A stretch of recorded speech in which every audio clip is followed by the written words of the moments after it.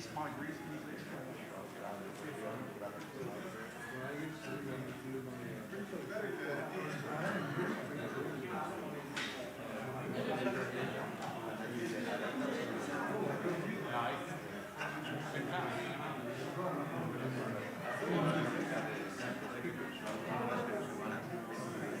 Rebecca's sick. Oh, so you're doing. You want me to just have them with me and I'll come up with just write them up. I'm going to have two that need to be lit for the same person, but I'm not going to Okay. So I'll just walk in and light them up. nice start. And then there's when I did the last one that says for things that are out of your heart, I just put this one up. All right. I can see that. Okay. So I'll just wait for your knowledge. No, wait a minute. No, I'm not going to do all three of them. I don't need to. So I'll read one person, two people, really the same person. And then when I say one more candle, but there will be a lot of candles in between that people to come out. The only thing living is here is people may take food. Oh, well, you. So if you want to kind of protect that, because I don't know. Why don't you? Good idea. You give me a nod and I'll. And you're right, there's some people do that. It seems like in every service we have one person that, oh, I forgot my candle.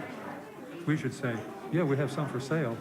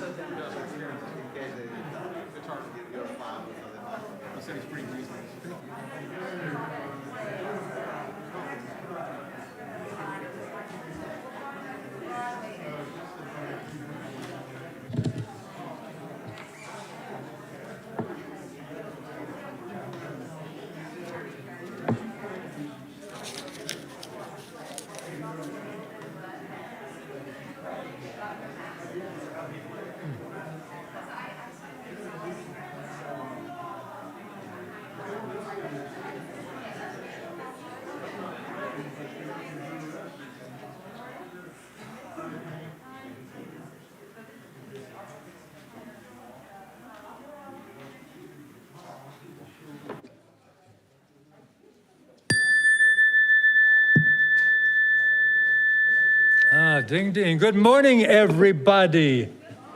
Yes, I hear an enthusiastic good morning because we need to make up for the fact that it's raining outside. Anyhow, today is January 22nd, which means it's the start of the Lunar New Year as well as the Chinese New Year and the year of the rabbit, just for whatever information that might be to you. The Lunar New Year is not strictly the same as the Chinese New Year, where there are some superstitions that go along with it. But anyhow, let's move on from that. So, welcome. Good morning, good morning. It's rained the whole night through, good morning. I'll stop with that. But do you know that that song is from what? Singing in the Rain, yes. So that's why I get away with that and I can say, yeah, all right. Anyhow, welcome to the Unitarian Universalist Congregation of Columbia. Our minister is the Reverend Stephen Robinson. My name is Richard McLeod, and I am your service leader of the day. Now, it says in your order of service that you're holding in your hand that I am Rebecca Drennan. I am not, because she's very ill. She called yesterday morning, and she could barely speak. She seemed to be a little bit better last night, and so I hope she'll be back with us soon. So, Rebecca, if you're watching on Zoom, we hope you're the best. Get well soon. And on those Sundays when Stephen is not in the pulpit, such as today, we have guest speakers that are a variety of people from this congregation or from even around the community. So, to those of you who are here in the sanctuary, please be advised that this service is being streamed on YouTube, and there is a link to a YouTube event. So we've got people streaming, watching, and we've got people watching on Zoom too. So we would still, though we'd rather have you here in person, welcome all of you. Please make sure that you read your announcements in your printed order of service that you should all have again. And be sure to read the weekly events that are mailed to you each Thursday. And if you're not getting it, please let somebody know. The website is always open, and we keep update on that in terms of what's going on. There's a calendar, there's a list of who's coming up, speakers. So keep your internet browser open to that. Please practice COVID restrictions that are approved by the Board of Trustees. Current guidelines are that wearing a mask is recommended. Recommended. And I will put mine back on shortly. So that depends on your own vaccination status and your own physical issues. But there have lately been quite an uptick in the number of cases. So we urge you to be very cautious. Now, I understand that the CYRE folks, that's Children and Youth Religious Exploration folks, they have a program prepared for the children today. So when time is called for, the children can go out and go in the back and be involved in that. Please notice the unusual flowers we have here. I just grabbed this from the back where the coffee came in. Please, folks, sign up to bring flowers. The practice that we have here is that we like to have you bring whatever flowers you like, whether you bought them or whether you raised them in your garden, but you need to let us know when. So if you would send an email to worshipchair@uucolumbia.org and say, I want to bring flowers on a certain day for this memory, and please say this while you're showing off the flowers, we can be glad to do that. A lot of you have done that in the past, but we don't have anybody for today. So please do that. And now, please silence all your electronic devices and listen to the prelude. It's my pleasure to introduce J.P. Flood, who's back today with our congregation at the mic to sing Gonna Take Us All, a song that's by John Fromer and J.P. Flood. Good morning, everybody. My week started off with about 11 other folks from the congregation and the MLK March. And thinking about that over the years, it seems like I've been doing it forever and always happy to do it, and kind of stirs the juices that make my soul kind of fly a little higher. The coolest thing is instead of, because it's most of y'all black folk that show up, and we're the kind of the group of white folks off to the side. Normally, that's kind of how I feel, you know, although I love my brothers and sisters. It's one of those things where some people walked up to us and they said, man, we love you, man. Thanks for being here. And it seems like that doesn't happen so much, but this year, with all the anger, all the hatred, it just seems everywhere. These people are looking at us going, hey, you guys, thanks for being here again. We love you. So that was awesome. All right, with that, I'm going to take us all.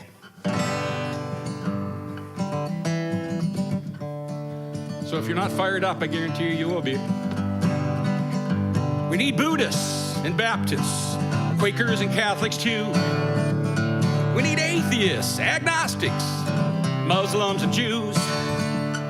We need people from all nations, all colors and all creeds. Put an end to war now, put an end to greed, put an end to hate, and let love win. Gonna take us all to make a change. Gonna take us all marching in the streets. Gonna take us all marching for the peace. It's gonna take love, love, love. It's gonna take love beyond belief. We need immigrants and unions, greenies and gays, hip-hoppers, beboppers, women for equal pay. We got farm workers in the sun, we got homeless in the rain. We got battles in Ukraine, for the world is insane. It's gonna take us all to make a change. It's gonna take us all marching in the streets. It's gonna take us all to win back the peace. It's gonna take love, love. It's gonna take love, love, love. It's gonna take love beyond belief. It's gonna take love beyond belief. Need your friends and your neighbors, poets and painters, socialists, anarchists, pacifists and humanists too. We need every culture and community, black and white and brown. We need every culture and community, black, white, and brown. At times we don't see eye to eye. At times we don't see eye to eye. But we must stand on common ground. It's gonna take us all to make a change. It's gonna take us all to win back the streets. It's gonna take us all to win back the peace. It's gonna take us all to make a change.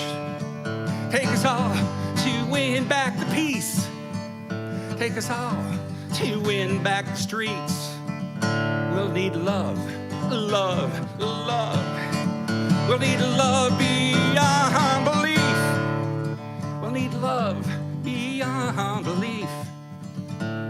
We'll need love.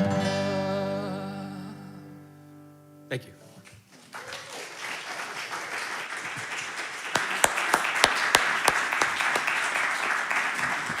Wow. That was great. Thank you, JP. I think you covered just about everybody, for sure. Now, please stand and join me in the congregational affirmation as is found in your order of service. Love is the doctrine of this congregation. The quest for truth is its sacrament, and service is its prayer. To dwell together in peace, to seek knowledge in freedom, to serve others in community. Thus do we covenant with one another. Thank you. Please be seated. Let me take a couple of minutes to give you a little background on Unitarian Universalism.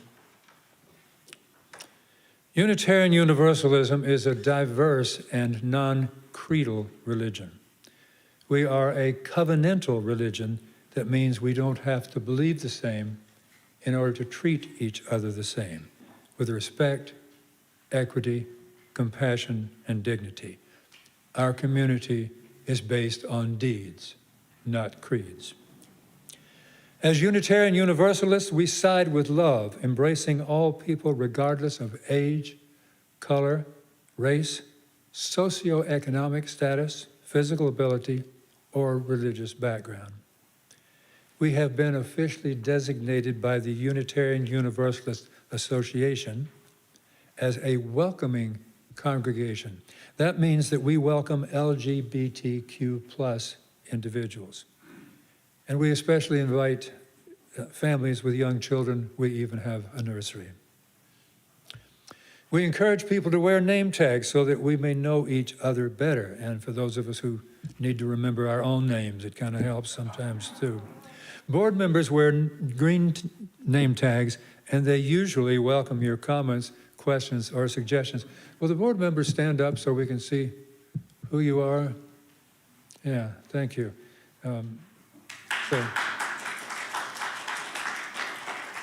Yeah, they deserve the applause because they do put in a lot of work. Now, at this time, we would like to recognize those who are visiting with us. So visitors, if you are willing and able, would you please stand and share with us your name, where you're from, if you have guests with you, and so forth. Dr. Emilio is going to be bringing around a microphone, so wait till he gets there. Speak clearly into it.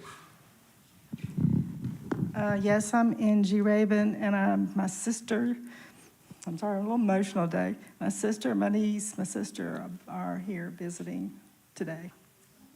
Welcome, Angie and family. Somebody else. I guess that's it. Okay, anybody? Thank you, Emilio.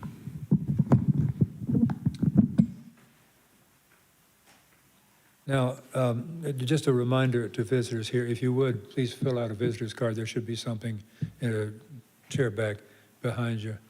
Angie, as much as you can, so we'll welcome our guests and know who they are.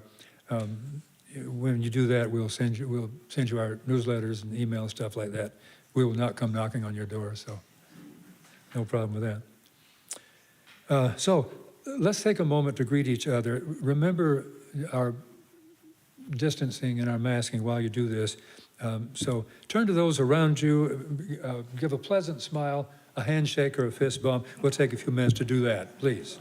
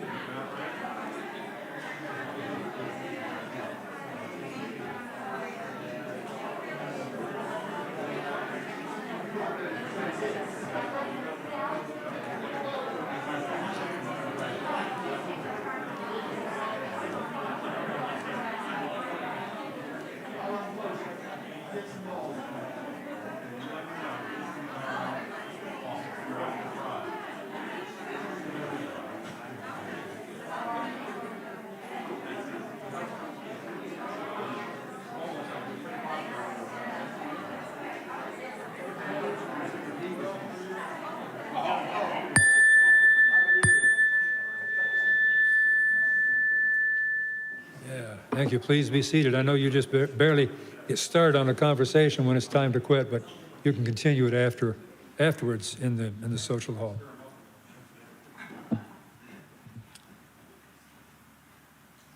Today's chalice lighter is Marnie Sutherland.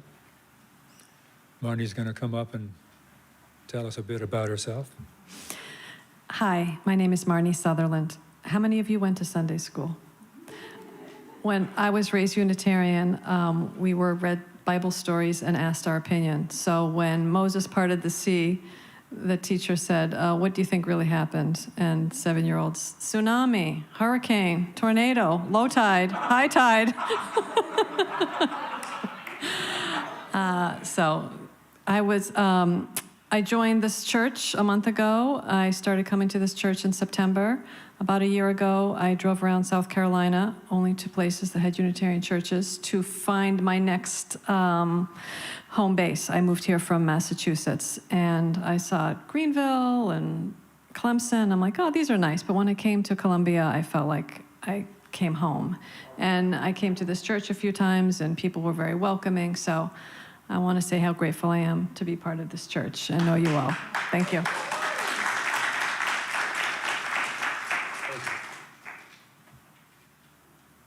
Spirit of light and life, come unto us. Thank you, Marnie. She was a little bit hesitant to put the candle back in our bucket of kitty litter here. Probably more information than really you needed to know. Okay. Yeah. Our opening hymn is number 188, Come, Come, Whoever You Are. And I'll invite you today as we sing this hymn to stay comfortably seated. There's going to be a few musical layers we're going to try adding together to the hymn. It's number 188. And the music for this song is by Lynn Adair Unger. It's adapted from a text by Jalaluddin Muhammad Rumi, who was a 13th century Persian poet, Islamic scholar, and Sufi mystic. The full translation of the poem this text comes from is, Come, come, whoever you are. Wanderer, worshiper, lover of leaving. It doesn't matter. Ours is not a caravan of despair. Come, even if you have broken your vow 1,000 times. Come, yet again, come. Let's start by singing this melody together 2 times through.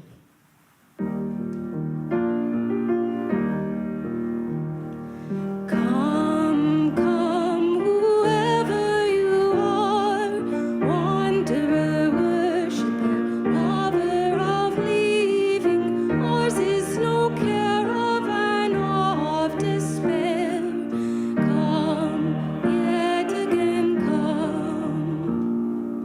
Come, come, whoever you are, wanderer, worshiper, lover of leaving. Ours is no caravan of despair. Come, yet again come. Second layer, if your hands are free and you can add a rhythm that sounds like this. 1, 2, and 3. 1, 2, and 3.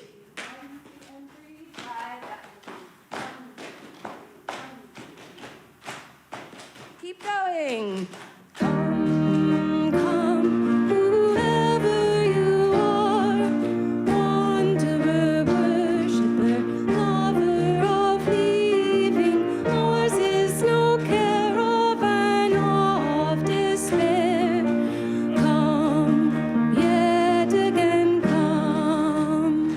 And the final layer, an important bass line for this song that kind of completes the text of the poem. It's not written here, but it's very easy if you can join with me when you pick up on it. Though you've broken your vows 1,000 times, though you've broken your vows 1,000 times, though you've broken your vows 1,000 times, though you've broken your vows, keep going with that line.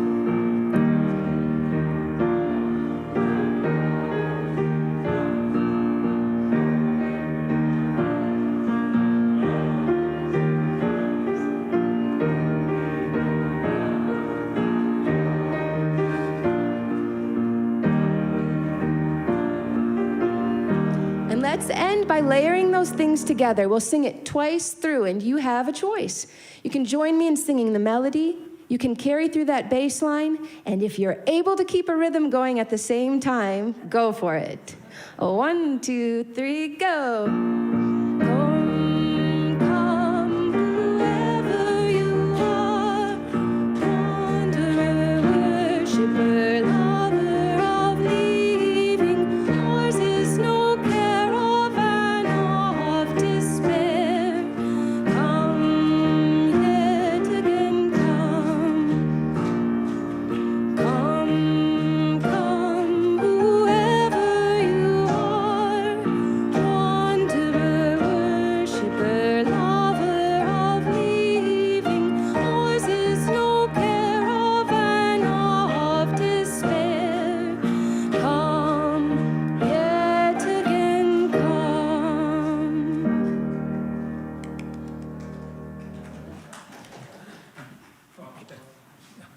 Thank you, Anna. That was very well done, and that was a challenge. How many of you had a hard time keeping up with the claps and the singing at the same? You see me sitting here, I was kind of going like that. Then when I had to stand up again. Anyhow, we're so glad to have a guest speaker today who has been with us before. And then by popular demand, we'd ask him to come back again. Dr. Jonathan Leader, PhD, has been with the University of South Carolina since 1989. After coming back stateside from Asia and the Western Pacific in the early 1980s, he obtained a PhD in anthropology from the University of Florida. He has worked in the private sector and nationally and internationally in the areas of forensic recovery, conflict de-escalation, geophysics, objects conservation, and the illegal artifact trade. He is a member of the USC College of Arts and Sciences Diversity, Equity, and Inclusion Committee. Jonathan is an elected fellow of the Royal Anthropological Institute, the Royal Asiatic Society, the Royal Geographical Society, the Royal Society for the Arts, and the Explorers Club. I give you Jonathan Leader.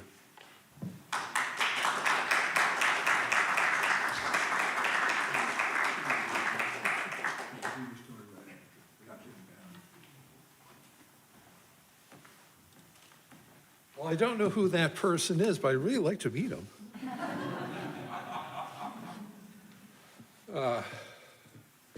Right. So it's a real pleasure to be here. Just out of curiosity, how many people were here the last time I spoke? Okay, so much for that talk. All right, we're done. I can go home now, right? All right, sorry. Okay, so the opening words we have for today is a quote from Desmond Tutu.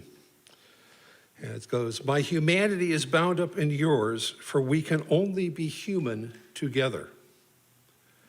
And I would think that that, given the 7 principles, resonates strongly here in the UU.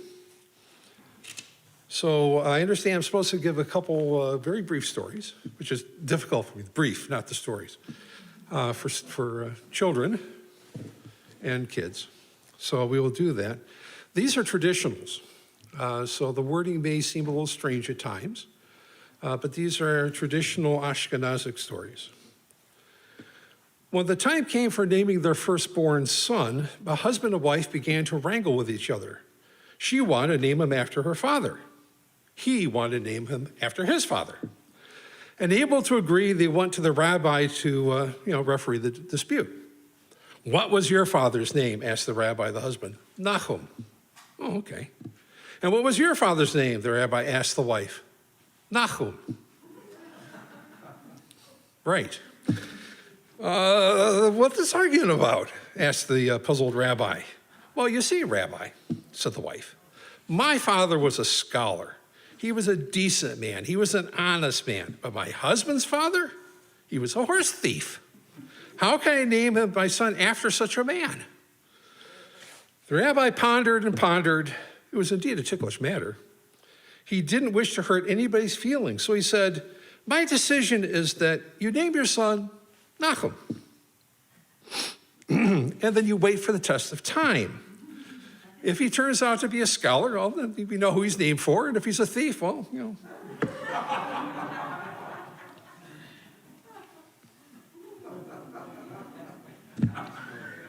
Right. So Rabbi Elijah, who was the Gaon, the genius, the smart man of Vilna, had a serious distaste for presiding over the routine affairs of the community. He was a great Talmudic scholar. He wanted to spend his time in study, not dealing with minutiae. And he found that his studies suffered if he was constantly called in for trifling matters with the board, not to pick on the board. Accordingly, there was a tacit understanding that under no circumstances was he to be called to communal meetings unless a new law was to be legislated. So on one occasion, he was summoned by the community leaders for an emergency meeting. When he arrived, he listened with shocked amazement to the proposal that poor people living outside the city of Vilna should not be allowed to come into the city to collect alms. Rabbi Elijah rose and asked, "Is it for this proposal that you have taken me away from my studies? I was under the impression that this meeting was called to legislate a new law." But that's exactly right, Rabbi. It's a new law. "Do you call that a new law?" said the rabbi. "Why, that law was introduced thousands of years ago in Sodom and Gomorrah."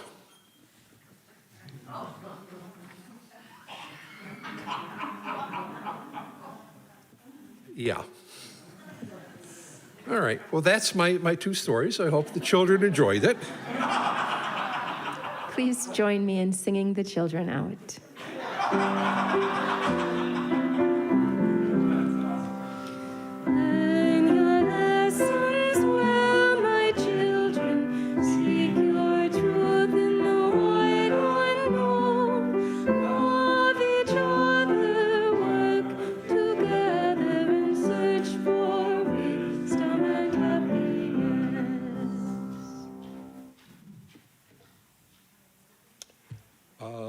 Candles of community?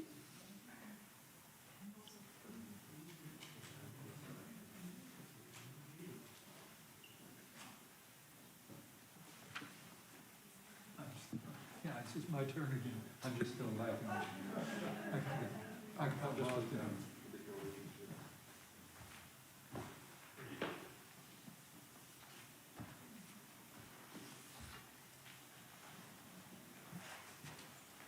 A couple of the last things he said, it kind of took a beat, you know? And so I'm still sitting there trying to, I kind of got it right away, except I thought, okay, now how am I going to remember this so I can tell it to somebody else later? And so that's where I was. Okay, it is time for our candles of community. During candles of community, we allow time for people who have a significant personal joy, sorrow, or concern that they would like to share with us. And if you want to have that done and you're not going to be here that day, if you would just mail the administrator or some of the rest of us, we'll be glad to say these things for you. And I do have a couple of those today. So let me, I tell you what, let me go ahead, since you folks are standing in line very patiently, let me let you go first, and then the ones I have to read, I will read afterwards. So first, come on down. You have a candle? No, you pick up candles out in the front as you come in. Did you not get any? No. Okay. Would you get some more for me? You have different stories, right? You're not all, it's all together. you're all together. Tell them, okay. Then one candle will work. Okay, good. Thank you. Good morning. My name's Laura Hastings, and I'm Angie's sister. And today we're here to light a candle in remembrance of our mother, Sandra C. Dodd, who was 83, who passed away peacefully in her sleep on January 18th, 2023, after a recurrence of her cancer last month. She was one of the strongest and yet most selfless women we have ever known, a woman who truly believed in the service to others. Before her retirement as a high school teacher and longtime school counselor, she was a hospice volunteer. After retirement, she was a hospital volunteer, volunteered for helping families for many, many years, among many other acts of service. And a few years ago, she was named Volunteer of the Year for her community for all of her hours of service work. And we're also lighting this candle in honor of our father, William Dodd, who passed away almost exactly a year ago, and he was the love of her life. Thank you. Yeah, thank you all. Thank you. And it's a good thing I let you go first, because that's the one I was prepared to do. All right, next candle. Matt, come on up.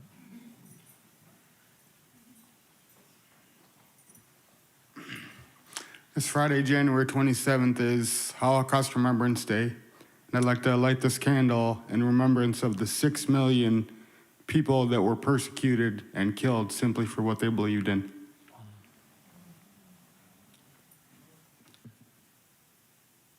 Well said. Thank you.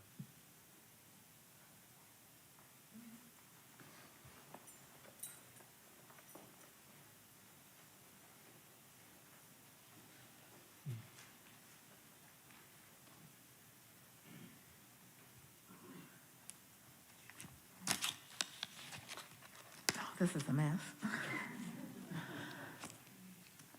Lighting this candle on behalf of Joan, Maureen, Jason, Steph, and all of the people who love, work for, and support the mountain.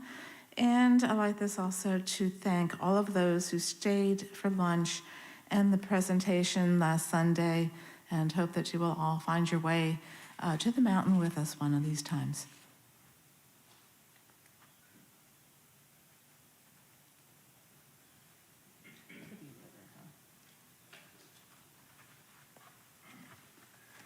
I light this candle for two of my heroes.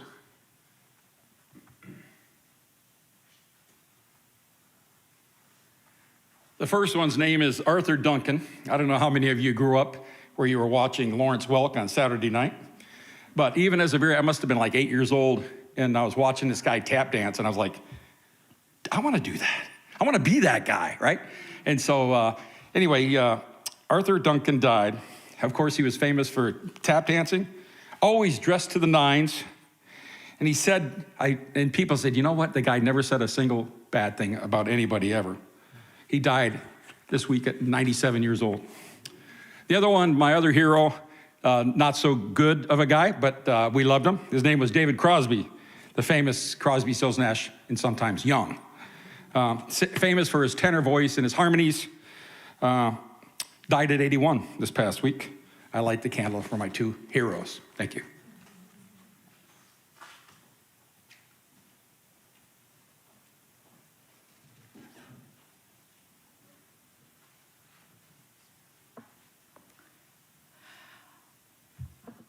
I'm Caroline Eastman, and Shannon Edwards and I light this candle for our cat Max, who died last night.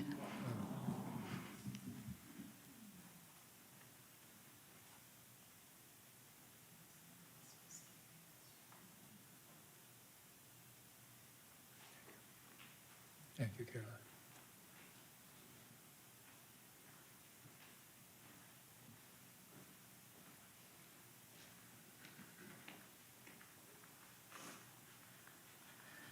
I light this candle for hope.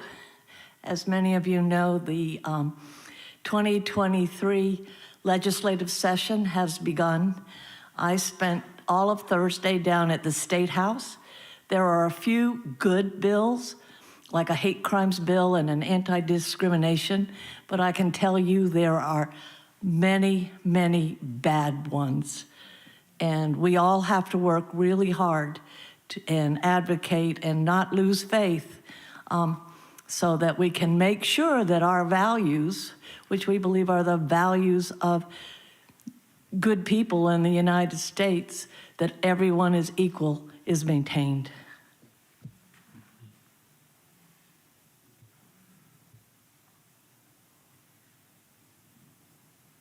Thank you, Connie. Very well said. And we light one final candle for those joys and concerns that remain silent in our hearts.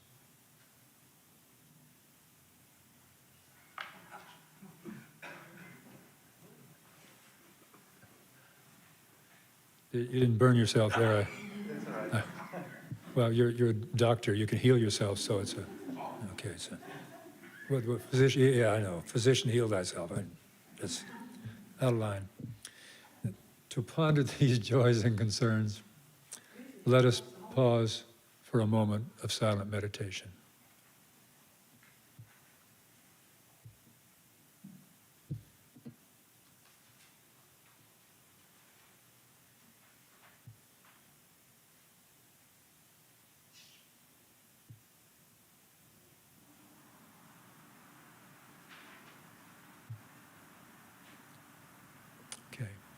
Thank you. This congregation contributes to Share the Plate. That means that half of our cash collection this month goes to a different community organization. This month, however, it goes back to our church, to the Minister's Discretionary Fund, which is used to provide critical emergency short-term assistance to members of this congregation. The fund helps people with rent, utility bills, and perhaps other expenses when times are difficult. If you're contributing by check, please write Share the Plate on the memo line, or you may make an online contribution. There's a tab on the website that says Donate, and you can go on from there. And those of you on streaming can certainly contribute by going to the website. You will find the link to that, to the website, at uucolumbia.org. So ushers, please come forward. Our offertory musical selection today is by Israeli composer Paul Ben-Haim. It's his 5 pieces for piano, the first selection, Pastoral. It was composed in 1943, and here you'll hear Ben-Haim's compositional practice of mixing Israeli and Middle Eastern stylistic elements into Western musical forms.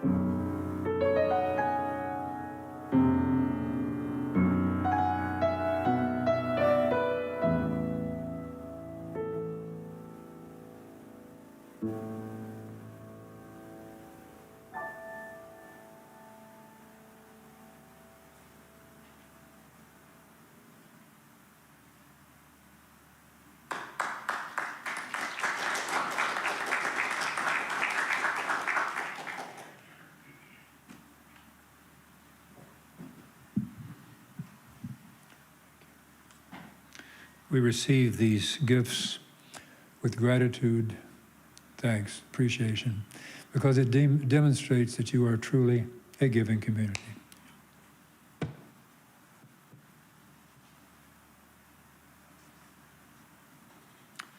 And now, Dr. Jonathan Leader.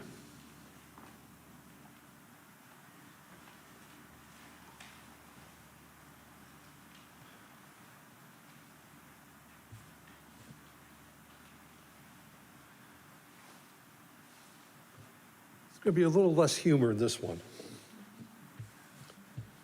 All right, so thank you for inviting me to talk to you again.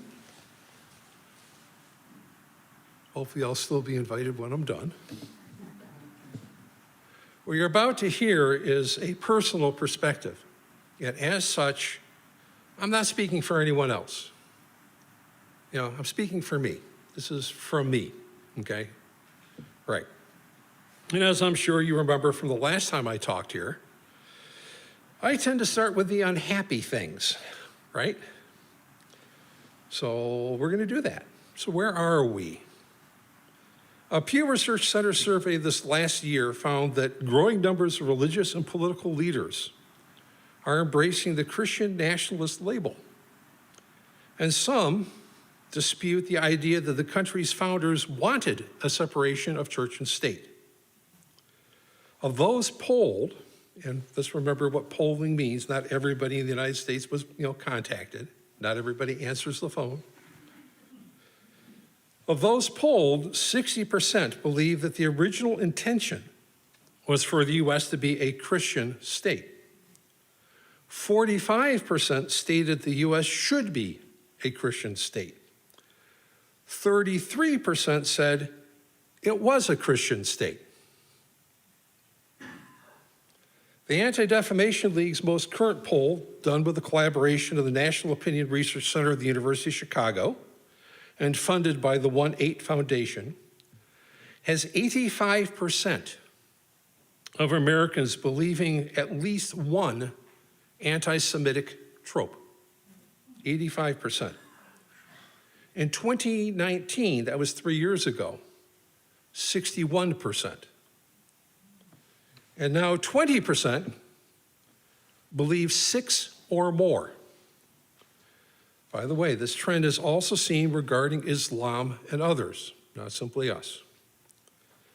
The FBI, hate crime reporting, continues to place Jews as the ranking top of groups attacked based on religion. 57% of the reported crimes are against the Jewish community. Adult Jews make up no more than 2.4% of the United States population. In South Carolina, it's 0.3%. In this state of South Carolina, we have had multiple acts of intimidation, suspicious acts at our places of worship and where we get together for events, bomb threats, offensive pamphlets and posters, vandalism, and thankfully, to a much lesser extent, death threats. Our community, as have many others, has been forced to evaluate every action and event against a risk management template to ensure our families and children's safety. Training and preparation for the unthinkable has become commonplace. And did I mention that South Carolina is still without a hate crime law? Although, as you said, they're bringing it up again. Mississippi beat us on that one. Let me be clear, this isn't a competition. It's not a whinge. It's not a whataboutism. It's an acknowledgement of an escalating issue affecting multiple communities, not just Jews. Okay, take a breath. There you go. Let's crawl out of the rabbit hole. How do we address this? Well, personally speaking, my wife refuses to let me read the FOIOs, that's for official use only documents, or Fusion Center reports until after breakfast. I get them every day. All joking aside, the good news is, and there is good news, is that we are already addressing this issue, at least to a point, just not yet sufficiently. And you're about to hear some of the same points I made from my last invited talk, which shouldn't be too much of a surprise. So we are all engaged in dialogue, and this is demonstrably an effective way to increase understanding and reduce prejudice. It is so effective that the United States Institutes for Peace a quasi-NGO, Quango, funded by Congress, has it as a central tool of their work. And it is a cornerstone of the UU tradition, which is why I feel like I'm preaching to the choir here. It's easy to see this as a rote activity, right? It isn't. It can be and should be transformational. The problem is that we tend to dialogue with the exact same cast of characters every time.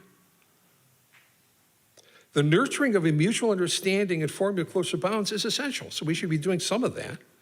What is equally essential is going beyond the comfort zone to groups not already in the mix. That can be extraordinarily uncomfortable. It also requires a willingness to become vulnerable and to put the time in required for a successful outcome. Nobody said it was easy. Okay? The other thing that we do as a group, community of belief, regardless of our actual backgrounds, is nurturing empathy. This is the ability to imagine oneself in the shoes of a person who is absolutely convinced that their worldview is the correct one. And it is an extraordinarily powerful tool. Connection and communication cannot happen without strong empathy. And thankfully, empathy can be practiced. One of the best ways to develop and strengthen this trait, wait for it, is the reading of literature. Who knew that reading was fundamental? Fiction places us in the shoes of others, enabling us to live the lives of the protagonists, to make their mistakes with them. Systems which may be very different from our own, experiencing theirs value system. Through literature, readers learn not only that people act, but why. And keeping this why in mind is essential to empathy. The other thing, and this is something I stressed last time, is active listening. We aren't in a debate. Debates are an automatic failure. Active listening is a communication technique involving paraphrasing the other speaker's statements.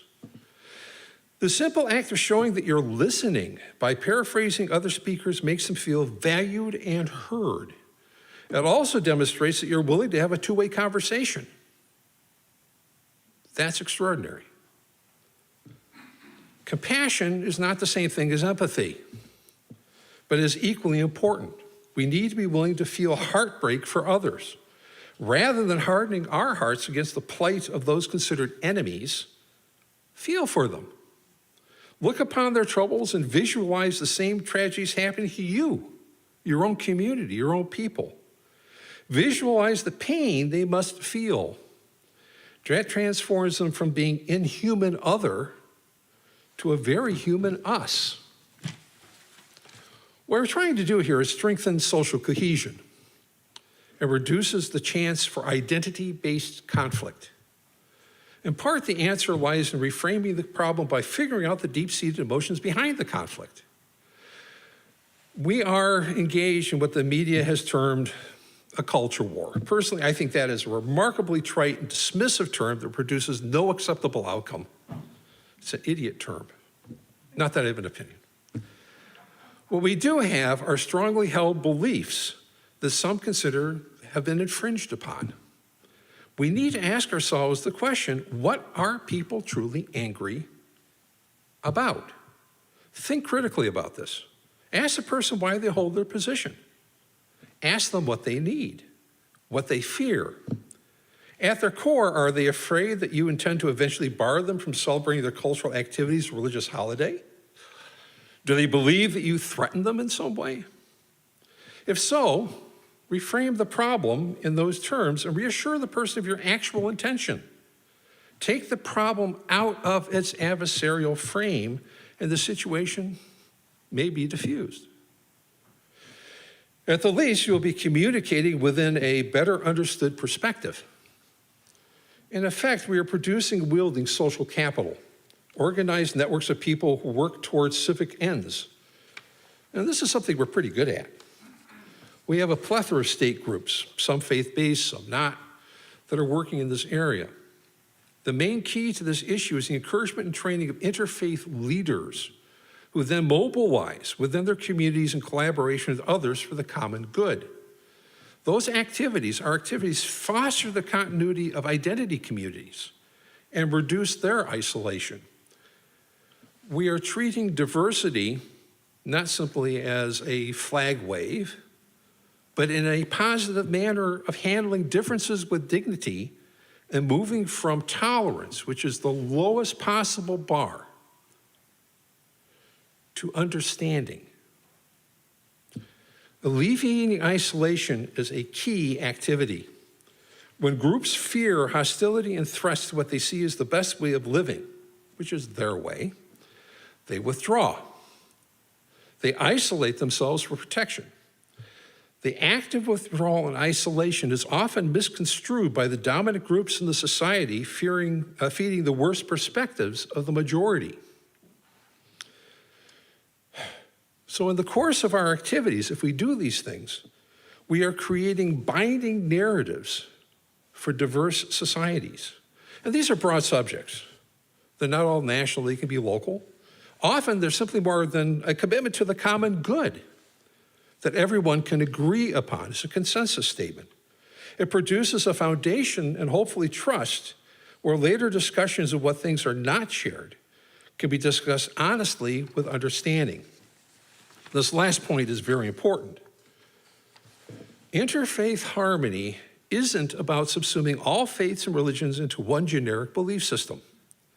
It's not about the eradication of religion or some war against secular society or the indoctrination of others into any certain faith. In fact, if I haven't put you to sleep, everybody's awake? Okay, that's a first. Interfaith dialogue is less about faith and more about communication across barriers. It is in fact possible to preserve each cultural religious group without building walls around them, and to promote communication without compromising the beautiful details that make us all unique. We can end on a happier note. We have the tools we need to deal with the task before us. We can succeed. We need to make the choice and the effort. My end quote is, a religious man is a person who holds God and man in one thought at one time, at all times, who suffers harm done to others, whose greatest passion is compassion, whose greatest strength is love, and the defiance of despair. Rabbi Abram Joshua Heschel. Thank you.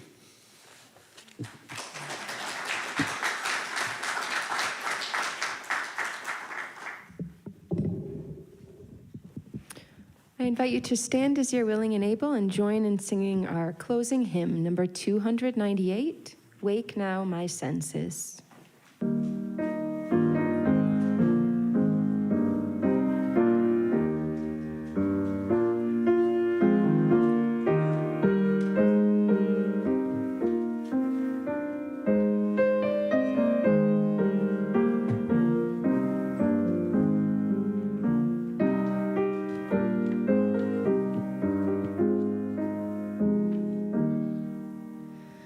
Wake now my senses.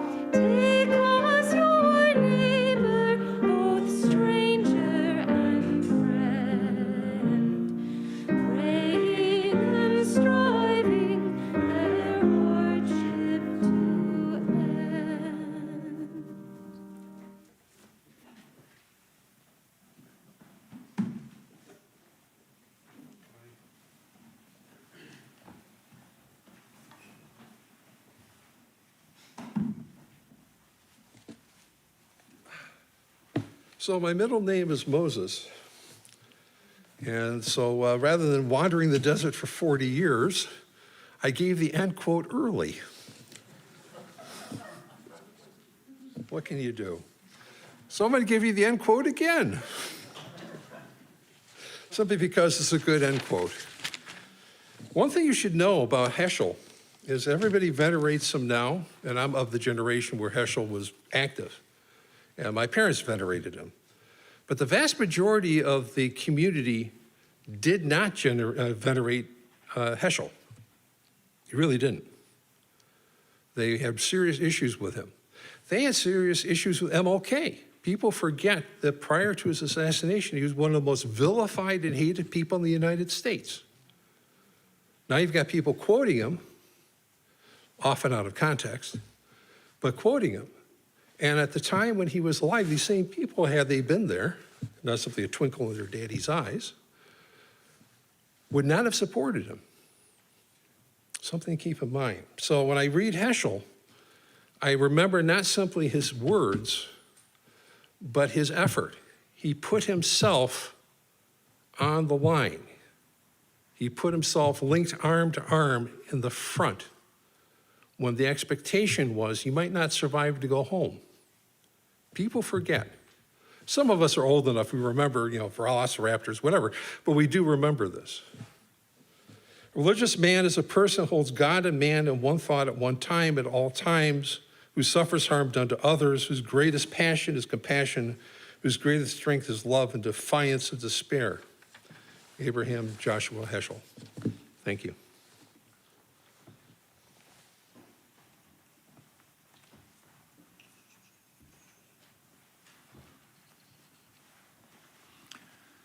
We extinguish this chalice at the end of our time here today. May it warm our hearts and light our paths until we are together again. Please join me in singing our congregational benediction.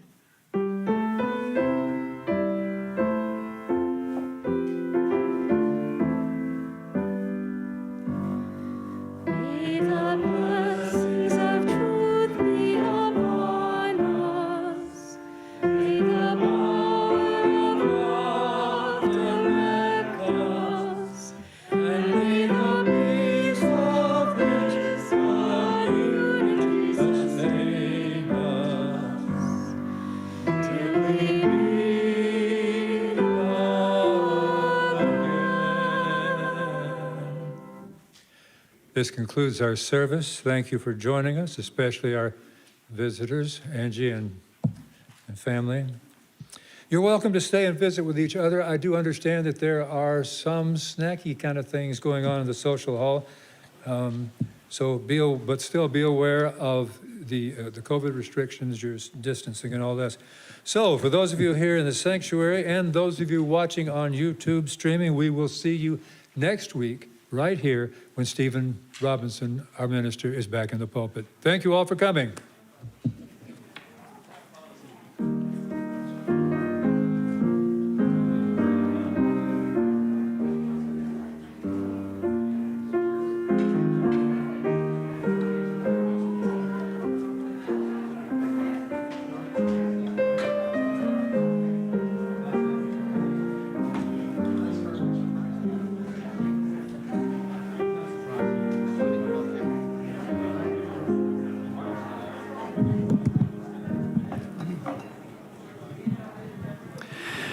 Just as a reminder, the Social Action Committee will be meeting in this space in approximately 15 minutes.